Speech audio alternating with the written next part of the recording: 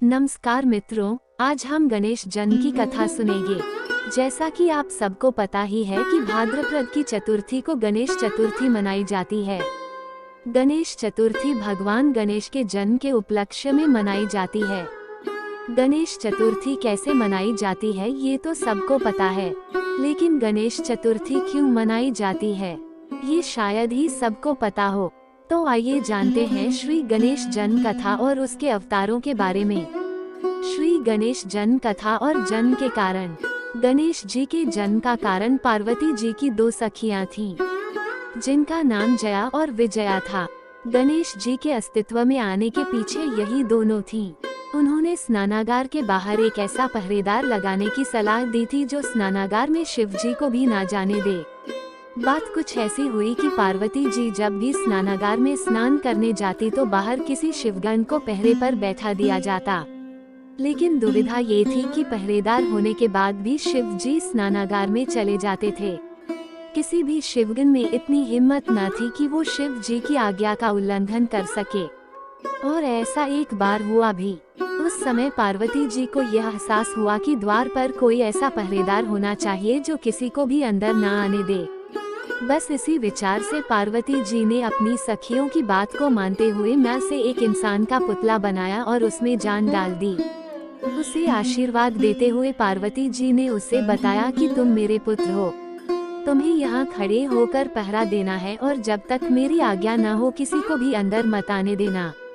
इतना कहकर माता पार्वती जी ने उसे एक छड़ी दी और द्वार पर नियुक्त कर स्नानागार में चली गईं। थोड़ी देर बाद शंकर जी वहां पहुंचे तो गणेश जी ने उन्हें अंदर जाने से रोक लिया।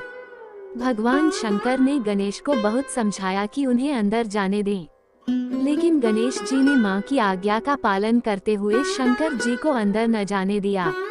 यहाँ से बात इतनी बड़ी, पहले गणेश को मारने शिवगण आए, जब उनसे बात न बनी तो सब देवता आए और उसके बाद स्वयं ब्रह्मा जी और विष्णु जी आए। अंत में सब हार मान गए। फिर शंकर जी को बुलाया गया। बहुत घनघोर युद्ध हुआ, लेकिन गणेश जी को कोई हरा नहीं पाया।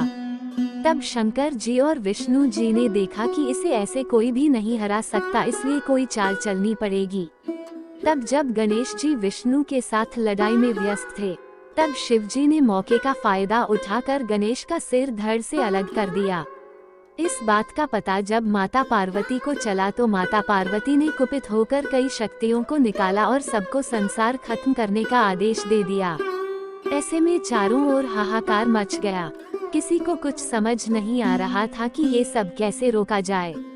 सबने मां को मनाने की कोशिश की, परंतु सब व्यर्थ। अंत में नारद जी ने ये उपाय दिया कि माता उमा की स्तुति की जाए, जिससे उनका क्रोध शांत होगा और ये सब रुकेगा। सब ने ऐसा ही किया और पार्वती जी इस बात पर मानी कि उनके पुत्र को दोबारा जीवित किया जाएगा। शिव जी को जाकर सब देवताओं ने यह बात बताई तो उन्होंने कहा कि उत्तर दिशा में जाओ और वहाँ जो भी प्राणी मिले उसका सिर लाकर गणेश के धड़ से जोड़ दिया जाए। जब देवता उत्तर दिशा में गए तो उन्हें सबसे पहले एक दांत वाला हाथी मिला, तो शिव की आज्ञा अनुसार वो उस एक दांत वाले हाथी के मस्तक को ले आए और उसे गणेश के धड़ के ऊपर लगा दिया।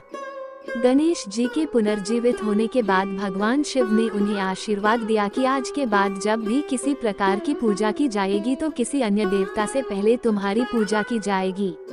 तुम्हारा जन्म भाद्रपद की चतुर्थी को शुभ चंद्रोदय में हुआ है, इसलिए उस दिन तुम्हारा व्रत रखना कल्याणकारी होगा।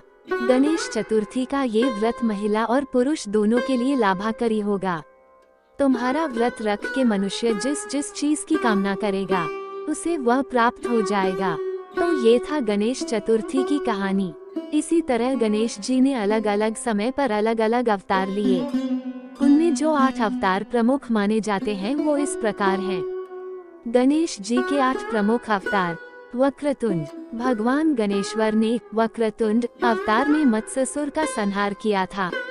एकदंत का अवतार गणेश जी ने राक्षस मदासुर को मारने के लिया था। महोदर। भगवान गणेश ने महोदर अवतार राक्षस मोहासुर का वध करने के लिए लिया था।